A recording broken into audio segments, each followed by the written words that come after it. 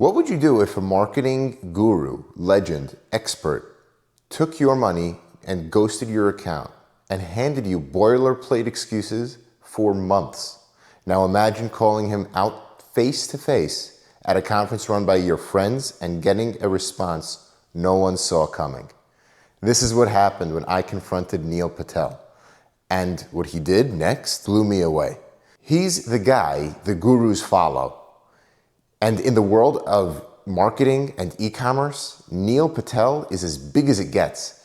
Praised by President Obama, built multiple 9-figure brands.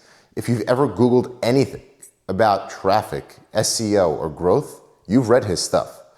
So when I had a rough experience with his agency, NPXL, I didn't just feel let down. I felt like I got the short end of a deal from the top of the game. And the question became, do I let it go or confront Neil Patel at a conference run by two very close friends? It looked like a Ferrari. It drove like a lawnmower. I signed up with NPXL in November for Google Ads. The onboarding was smooth, the funnel elite, the reps sharp. I gave them everything. Full access to my Shopify, tag manager, analytics, ad permissions, my product margins, shipping, back-end COGS.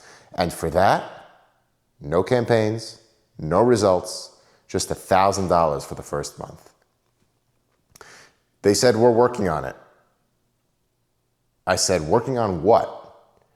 When I asked what I paid for, they told me onboarding takes time. But all they set up was one Performance Max campaign and one manual campaign.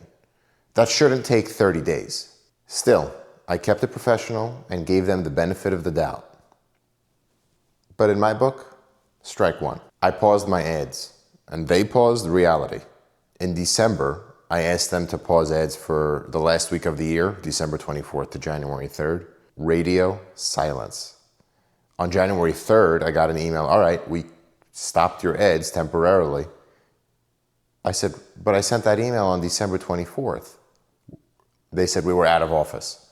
I said, so you can charge me for the full month in November, but not for that 1 week that you were out of office? Were you not working on my account? Do I get a discount on December? To their credit, they eventually credited me that week and so, but in my head, strike two. The final straw. I gave them my numbers. They gave me nothing.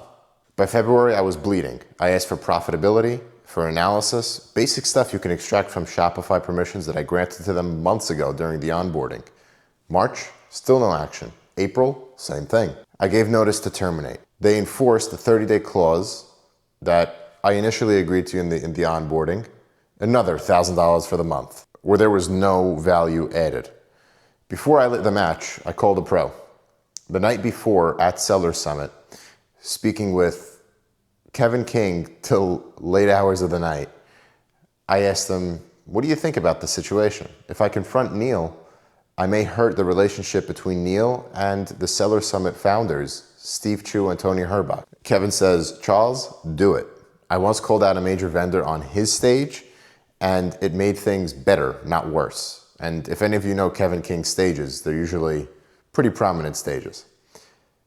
That gave me the green light to do what I did next. Here's what I was really nervous about, and it wasn't Neil.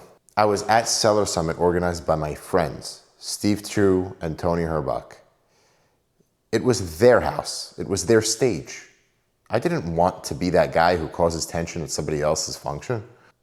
So Steve and Tony, thank you for letting me speak honestly and for creating a space for transparency between seller and agency. You two run one of the best conferences that I've made abundantly clear, and I thank you for that. I confronted Neil. No cameras, no posturing, just man to man. I walked up to Neil Patel and I told him straight, your agency didn't just underperform, it made me feel like my business didn't matter. I gave you data, I got nothing. This is the part no one saw coming. Neil didn't flinch. He didn't pass the buck, he owned it. Pulled out his phone, started a text chat with the president of NPXL, himself, and myself. Said, let's make it right. Immediately got the president of his agency, where I am, by the way, no big fish, immediately on the case. He then offered something that no agency has ever done, especially owned by a big name. He gave me 30 minutes of his personal time for free to talk strategy, to talk growth, to talk business. Time and expertise people would I honestly believe would kill for. He didn't ask for anything in return. My last invoice that I thought I got defrauded of the last 30 days, refunded. The senior rep called me, asked me for advice, asked me for my time to give feedback on my experience as a customer of theirs. Neil treated me as a peer, not a problem. Very easy to do the latter. Neil was agile enough to even work me into his keynote presentation at Seller Summit. Take a look. And a positive customer experience is the #1 reason for repeat purchases. This is obvious, but not too many people really focus on positive experiences. I met a guy today, Charles. I have a decent sized company. We have over 1,000 people. I don't know who does what, who doesn't do what. He wasn't happy with one of my company's divisions when it came to marketing. I talked to him, heard him out, added him on a text thread with the president. I was like, figure this out, refund his last month's money. He canceled, and then you guys charged him. Figure it out, cancel, and then I'll get on the phone with him next week to delight him and help him out for free even though he canceled. Why? He had a poor experience. It doesn't matter that I have 1,000 people, and it doesn't matter that the majority of my customers are happy. One bad experience can add up. You got to do everything to fix it. Charles was paying my SMB division. I think he said like $1,000 a month or something like that. Was that correct? That was correct. We have clients paying us $1 million. Do you think it's profitable for me to get on the phone with Charles and help him out? Honestly, do you guys think it is? No. For Charles it is. That is true. Right? Even though I have a Honda Odyssey, my time is valuable. I'm not saying I'm well off. But the point I'm getting at is even though from a ROI perspective it's not worth it, every experience really does matter. As the owner, I'm assuming most of you guys are the owner, when shit goes wrong, excuse my language, it's your fault even if it's one of your employees who did it and you got to go and figure out how to fix it. That's the mentality you need to have to create a bigger company. That public acknowledgement, it mattered. What do you do when the big name finally listens? If you're hiring an agency, vet hard. If you're running one, don't forget the little guy. We remember when we're ignored. We also remember when somebody steps up and takes responsibility. I'm not here to pitch a course or sell you a playbook. I'm just sharing what it's really like running a business in the trenches. Amazon, Shopify, everything in between. Subscribe here, subscribe to my newsletter, where I make sure that I really drive the value home and present you with something that's really worth your time and while. And I try to make sure that it's jam-packed with value, that people will get value overload after every time they go through one of my newsletters.